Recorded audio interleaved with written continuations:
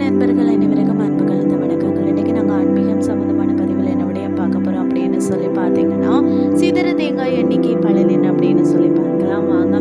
விக்கிரங்களை தீர்க்கும் விநாயகருக்கு வந்து சிதற தேங்காய் உடைப்பது தான் நம்மளுடைய பாரம்பரிய பழக்கம். விநாயகருக்கு மட்டுமல்லாமல் சிதற தேங்காய் மற்ற சில தெய்வங்களுக்கும் உடைக்கப்படுவது உண்டு இல்லையா?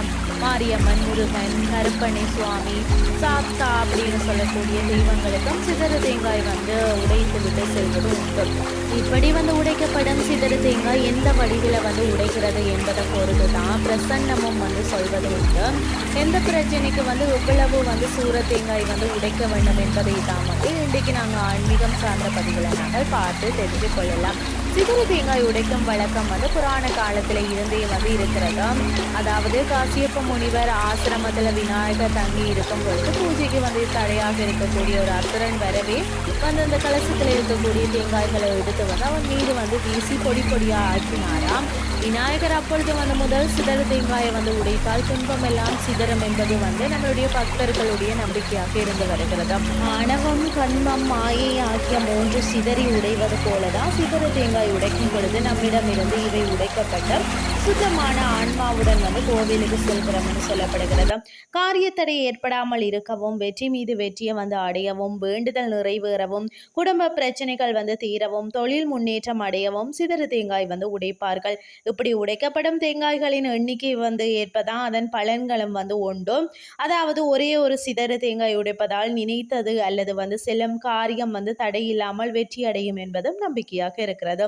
தடைகளை வந்து தகத்தெறிய வழி பிள்ளையாருக்கு வந்து ஒரு சிதறு காயை வந்து உடைத்து விட்டு நாம செல்லலாம். அதாவது 1, 3, 5, 7 என்று ஒற்றைப்படையில தான் வந்து இந்த சிதறு தேங்காய்களை வந்து உடைப்பார்கள். 2, 4 என்ற அந்த இரட்டை படையில வந்து சிதறு தேங்காயை வந்து உடைக்க கூடாதுன்னு சொல்லப்படுகிறது. அதே மாதிரி பாத்தீங்கன்னா பெண்கள் சிதறு தேங்காயை வந்து உடைக்க கூடாதாம். ஆன்மீக ரீதியாக இது வந்து அவர்களுக்கு வந்து துன்பம் தரும் செயலாக கருதப்படுகிறதாம். குறிப்பாக வந்து கர்ப்பமாக இருக்கும் பெண்கள் வீட்டுல கூட வந்து தேங்காயை உடைக்க கூடாது. அது மட்டும் இல்லாமல் பாத்தீங்கன்னா தேங்காய் சரிசமமாக உடைந்தால் வந்து செல்வம் பெருகும், செல்வாக்கு உயரும், செய்யும் தொழில் வந்து உயர்ந்து காட்டவும், நல்ல வேளையில வந்து அமரணும்னு சொல்லி விரும்புபவர்களுக்கும், நோயால் வந்து வாடுபவர்களுக்கும் 3 தேங்காயை வந்து பிள்ளையாருக்கு வந்து சிதறு தேங்காயாக வந்து உடைத்து வேண்டுதல் வந்து நாம வைக்கலாம். படிக்கின்ற குழந்தைகள் அனைவரும் வந்து கல்வியில சிறந்து விளங்கணும்னு சொன்னாலும் ஞானம் உண்டாக பிள்ளையாருக்கு வந்து 5 சூர தேங்காய்களை வந்து உடைத்து வழிபாடு செய்யலாம். நன்றாக படித்து விட்டு தேர்வில் வந்து வெற்றி பெறணும்னு சொல்லி நினைச்சாலும் பிள்ளையாருக்கு வந்து நேர்த்தி கடன் செலுத்துகிறேன் அப்படின்னு சொல்லியும் நீங்கள் இப்படி வேண்டிக் கொள்ளலாம். நிச்சயம் வந்து நல்ல ரிசல்ட் வந்து உங்களுக்கு கிடைக்கும். தீராத கடன் தொல்லைகள் தீர்ந்து மன நிம்மதி கிடைக்கவும் வந்து 7 சிதற தேங்காய்களை வந்து நீங்கள் உடைத்து பிள்ளையாரை வந்து வழிபாடு செய்யலாம். பிள்ளைகள் இல்லாதவர்கள் கூட புத்திர பாக்கியம் வந்து பெறணும்னு சொல்லி நீங்கள் 9 தேங்காய்களை வந்து பிள்ளையாருக்கு உடைத்து புதன்கிழமையில தொடர்ந்து வந்து 9 வாரங்கள் வழிபட்டு வந்தீங்கன்னு சொன்னாலே குலவிருத்தி வந்து உண்டாகும். அதே போல 11 சிதறு தேங்காய்களை வந்து உடைத்து பிள்ளையாருக்கு வந்து நேர்த்தி கடன் வந்து செலுத்தி வழிபட்டால் திருமண தடைகள் வந்து ஆக்கலுமாம்.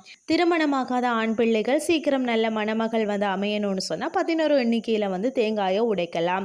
பிரசன்னம் பார்க்கும் பொழுது வந்து தேங்காய் வந்து அழுகக்கூடாது, முடி பாகம் வந்து 2ஆக உடையக்கூடாது, உடைக்கும் முன்னரே வந்து கை நழுவி தேங்காய் கீழே விழக்கூடாது. மற்றது பார்த்தீங்கன்னா தேங்காய் ஓட்டை விட்டு வந்து தனியாக பிரிந்து வெளியே வரக்கூடாது. இப்படி தேங்காய் உடைந்திருந்தால் சகுனத்தில் வந்து தடை இருப்பதாக நம்பிக்கை உண்டு.